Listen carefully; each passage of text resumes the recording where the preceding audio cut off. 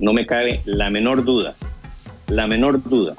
de que ocurrió un fraude electoral para beneficiar al entonces presidente Morales en las elecciones del 2019. Bienvenidos a Ronnie Analiza. Bolivia. El fraude electoral de 2019 lo conoce todo el mundo. Y además, siendo que es un hecho que causó severos daños al país, aplicando la constitución del mismo partido político MAS en Bolivia, la constitución que ese partido promovió y ayudó a que se apruebe en el año 2009, aplicando esa constitución, todo acto que genere daño al país es imprescriptible. Y por tanto, si un fiscal temporal decide el cierre del caso, no importa, de todas maneras podrá ser reabierto en el futuro. Porque al final de al cabo este gobierno o este partido político algún día saldrá del poder y algún día tendrán que responder a la justicia todo el daño que causaron con el fraude electoral de 2019. Veamos. Voy a hacer y me voy a ir a la pausa comercial. La pregunta es, ¿no tiene usted ninguna duda que en Bolivia hubo un fraude electoral que buscaba favorecer a Evo Morales? Esa es la pregunta. Escuchamos la respuesta de Manuel González después de la pausa. Estoy de regreso con Manuel González, exministro de Relaciones Exteriores de Costa Rica y jefe de la misión de observación electoral de la OEA en Bolivia en 2019-2020. Y le preguntaba antes de ir a la pausa, esta que le digo la pregunta del millón para muchos, para otros, como yo, por ejemplo, no, yo la tengo clara, pero ¿tiene usted toda la certeza o no tiene ninguna duda de que en Bolivia hubo un fraude electoral que buscaba favorecer a Evo Morales? ¿Qué me diría, señor González, de forma independiente, sin representar a la OEA, sino a título personal? Manuel González me responde.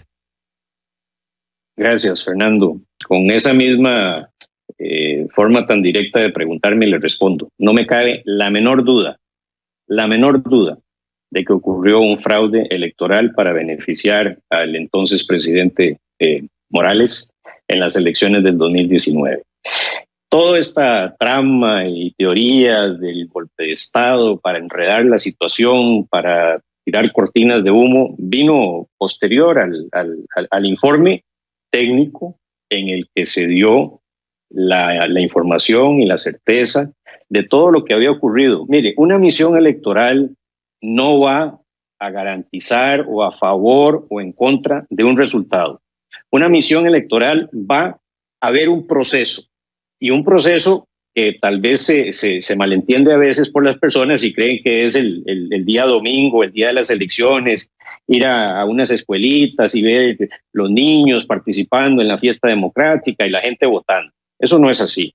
Hay muchos temas de fondo: la relación con la prensa, la relación con minorías, el financiamiento de las campañas, la organización electoral, la entrega de los materiales, la custodia de los materiales. Hay un sinfín de elementos que tocan estas misiones electorales que lo hacen expertos, gente que tiene mucha experiencia en haber participado en muchos procesos antes, que esto no es simplemente personas que les dan un confite y ya vuelven a ver para otro lado. No, lo que se demostró fue muy serio. Ha habido informes y cosas que han tratado de desvirtuar el informe de la OEA y ninguno ha tenido la fuerza, ni siquiera la rigurosidad intelectual de hablar, por ejemplo, de las terminales paralelas, terminales de cómputo paralelas, la adulteración flagrante de las actas. Nadie ha podido desvirtuar. Con solo esos dos elementos, y podría mencionarle muchos otros, ya está más que demostrado el fraude que ocurrió. Y es un informe técnico, no es un informe político en esa parte de la auditoría electoral. O sea, se hizo con mucha seriedad y no me cabe la menor duda al día de hoy en que hubo un fraude electoral y no un golpe de Estado. Ahí está la respuesta. Oiga, gracias, don Manuel González. Me quito el sombrero. ¿Cómo se nota que, pues nada, que es una persona usted honesta y clara, de frente? Porque cualquier otro me hubiera dado una cantidad de vueltas para responder y usted se fue derechito y de frente y así es como lo ve. Es muy importante. Esta respuesta que me ha dado tiene muchísimo peso, el mayor peso tal vez que cualquier otra. Va a tener una repercusión enorme mañana seguramente, o desde ahora ya, porque ha sido muy concreto, muy directo, en una realidad que tratan de obviar y de esconder, al menos en el oficialismo y el masismo. Desde su perspectiva, quiero preguntarle, ¿qué esperaría de que ocurriera, ¿no? A nivel país, en cualquier otro, no solamente Bolivia, si se llega a verificar y certificar de esta manera tan contundente que hubo un intento de fraude electoral o que hubo un fraude electoral para beneficiar al candidato del oficialismo en cualquier país? ¿Qué esperaría usted en los procedimientos legales y por parte de la comunidad internacional?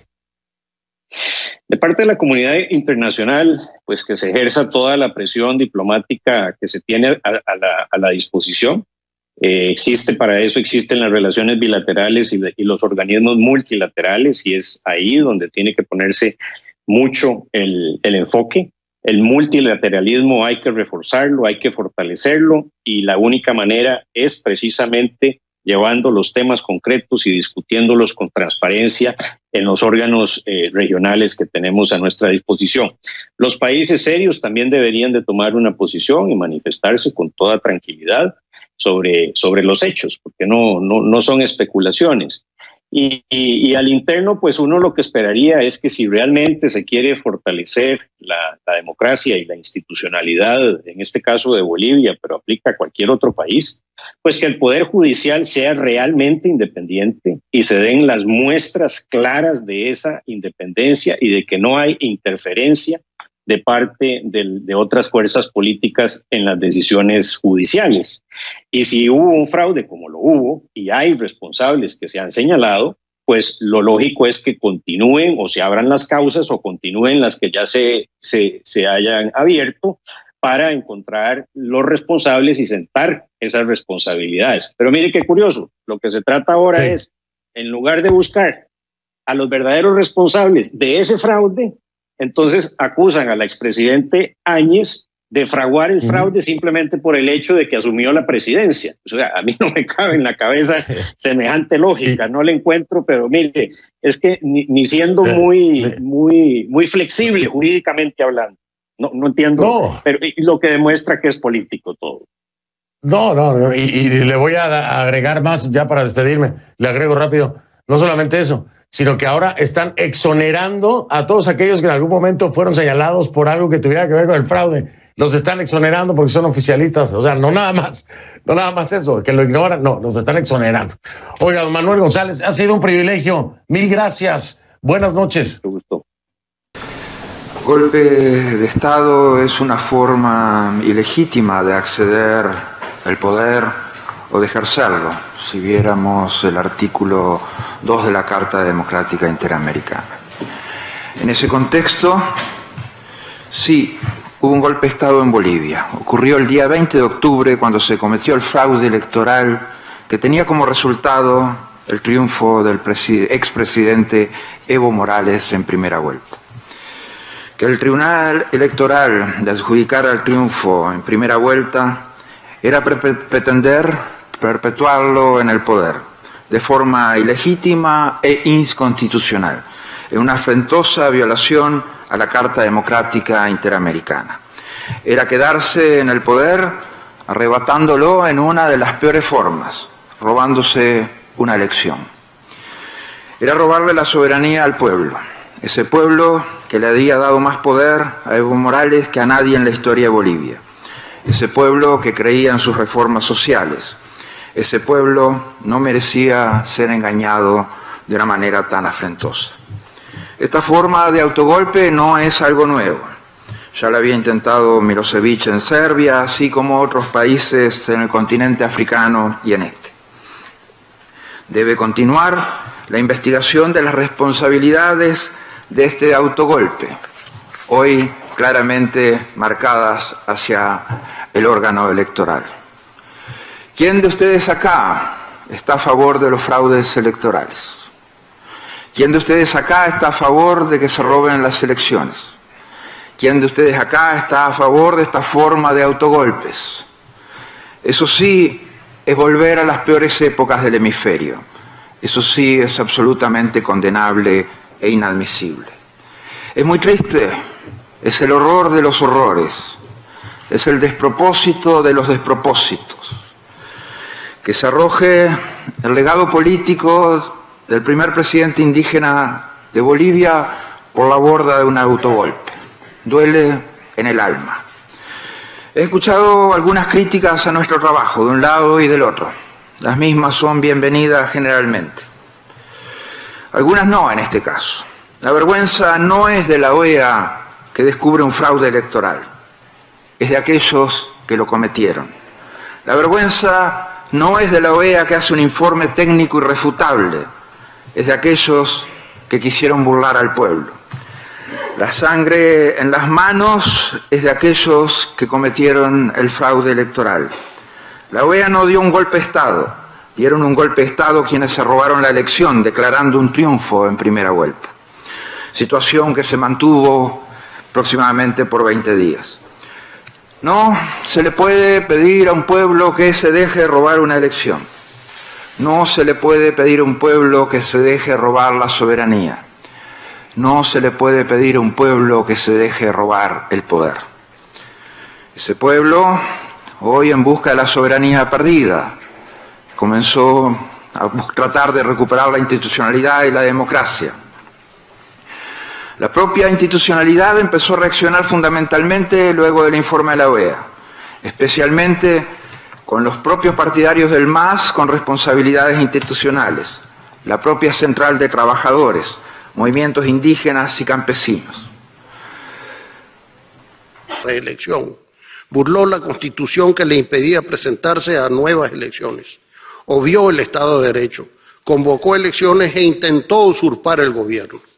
La OEA hizo pública su auditoría al proceso electoral del pasado 20 de octubre y declaró la nulidad por fraude.